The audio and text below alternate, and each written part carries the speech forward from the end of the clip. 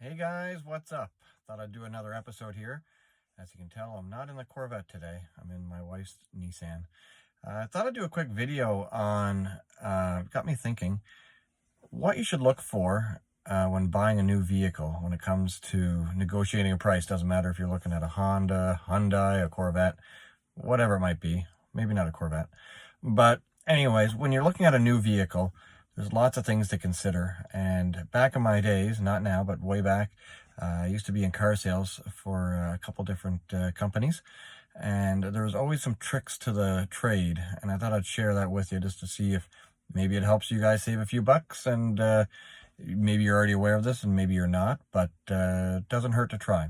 So when you're looking at a vehicle, like I said, brand doesn't matter if it's a Hyundai or a Honda or a Toyota or Chevy.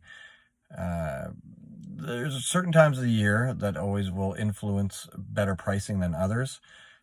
Typically, going into the spring and summer, that's the busy market time for car sales. So your buying power is less at that point in time. Whereas wintertime, especially here in the Northern Hemisphere, the weather's cold, it's not as nice. People aren't buying the new vehicles as much thanks to the salt on the roads and all that good stuff. So the dealerships are more motivated to try and move their inventory. So there's usually, obviously in the wintertime is a better time to buy. And specifically, it doesn't matter what month it is, July, November, whatever it is, the last day of the month is the day you want to buy a vehicle.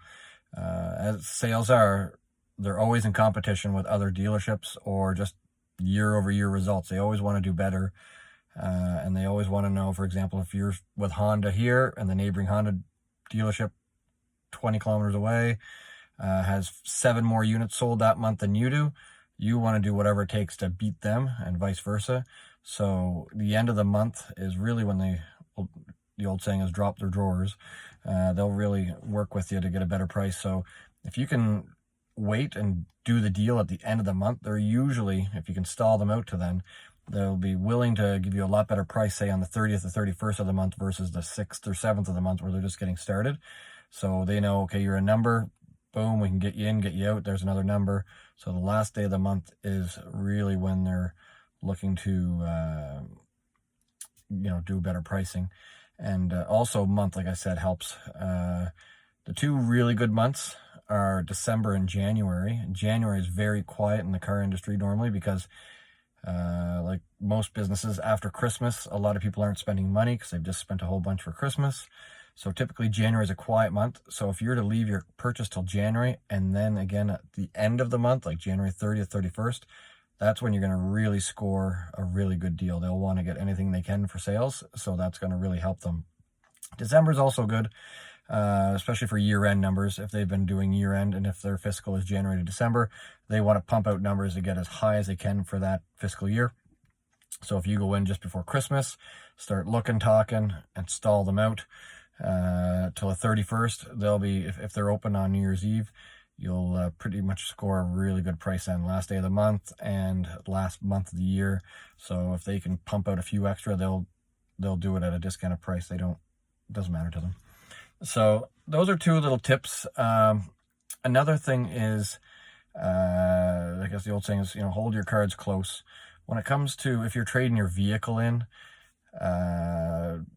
find out what they're going to give you for a trade before you tell them. If you owe $25,000 on your vehicle, don't go to them and say, I owe $25,000, because they're going to say, oh, great news, we can give you the $25,000 and we can buy your vehicle out.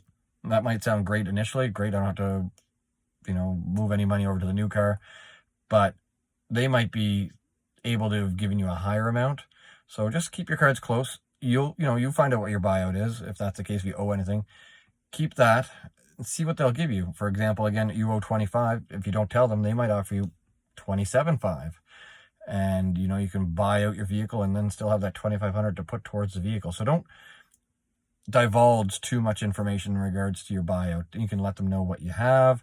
They can appraise it, do all that, song and dance. See what they're going to give you for a price. Also compare with other dealerships. They can vary. Dodge might give you 28,000, for example. Honda might give you 26, whatever, and play them off each other. So tell them, hey, I was just here. This is what they can give me. And obviously they're going to keep some money because that's in their flex or their gross money for profit. So keep them honest and, play the other ones off each other. They'll come up with their price, and that'll help as well. So there's a way to save maybe a couple thousand. Buy your car, like I said, December, January, if possible. I know not everybody, especially up here in Canada, like to do that a lot because the weather's not the nicest, but it's a good way to save a lot of money. Interest rates are usually lower that time of year as well. So if you can, if you have to finance or lease, usually your rates are a little bit better. Also, they'll give you incentives of don't pay for 90 days, things like that you'll hear. A lot of the time, though, whatever that adds up to, you can have that discounted. They may give you that option up front and tell you, but sometimes, they say, oh, the first 3 months are on us.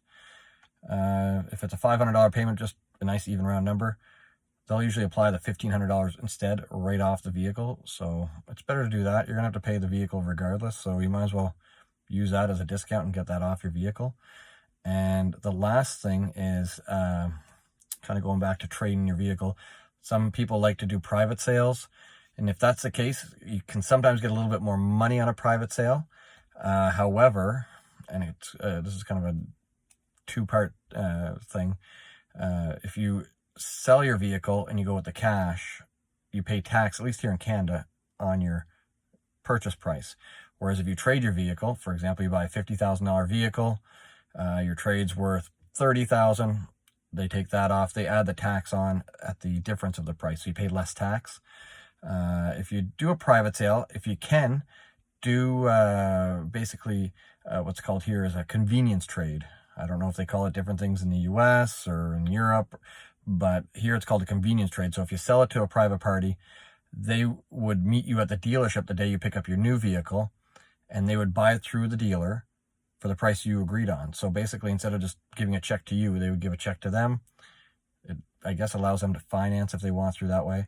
But basically what it is, you're getting that private sale price, and it'll come off as a trade. So it's a convenience trade. The dealership, they don't make any money off it. They try to finance and make the interest that way. But normally it's just a way for the other person. They're not going to be owed any extra money, but it really is a benefit to the buyer. So those are some tips and tricks. There's a lot more, but those are some preliminary basics. Again, end of the month, 30th, 31st, December, January, those are your key things. Don't let them know your value for a trade-in. And it doesn't hurt to stall them out, because then they always want to call you. Unfortunately, you got to go through this song and dance, it seems. But if you let them know your interest up front, hey, I really like this car, but I got to think about it. Don't be too eager to sign on the dotted line the very first day, because usually when they call you back, they know, okay, this customer's interested. They want the vehicle, but they might throw in, who knows? They might give you, just to close that deal, they might throw in the extra tires, might give you a few free services of oil changes. Nothing life-changing.